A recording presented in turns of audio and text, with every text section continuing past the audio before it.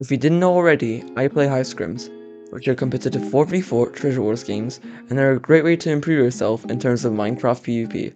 And if you clicked on this video, you're probably wondering how to play in them or get better at them. So in this video, I'll be giving you a beginner's guide to scrims, and will explain both how to improve your scrim game sense, the roles and strategies people use during scrims, and how to improve your PvP skill during scrims. So without further ado,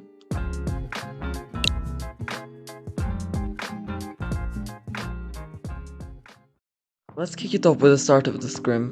When a scrim begins, each player will have one of four roles called Bridger, First Sword, Second Sword, and Third Sword.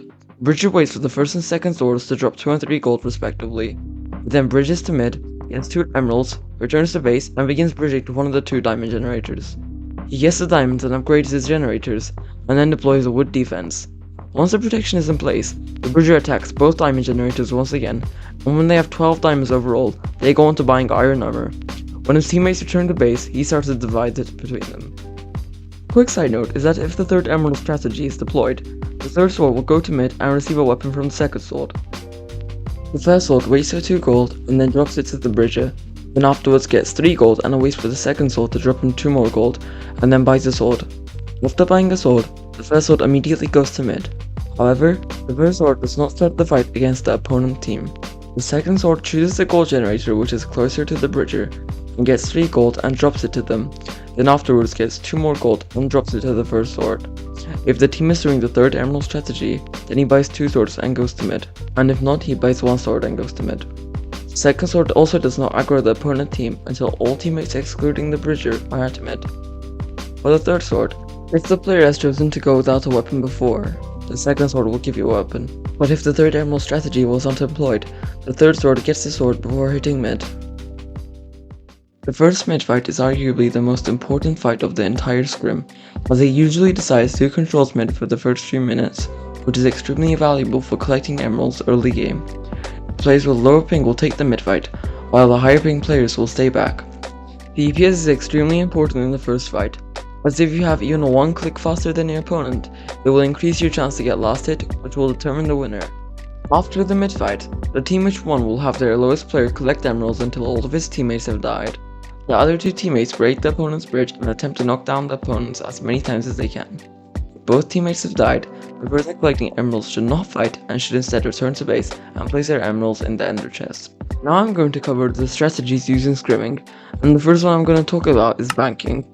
Banking refers to collecting emeralds and then going to an ender chest to save it up for the diamond set. The banker must always remember to never take fights with emeralds.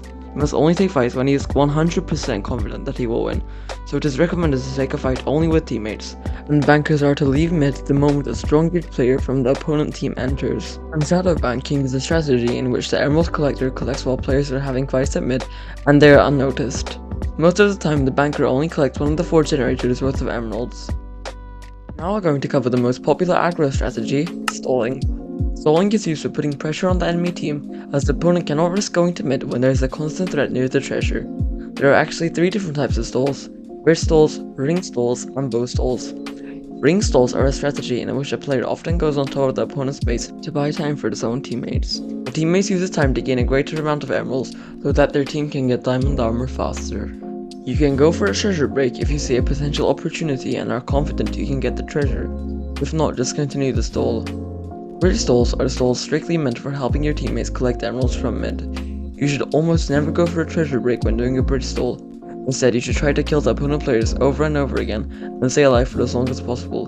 Bridge stalls are by far the most popular type of stalls and the most effective ones early game.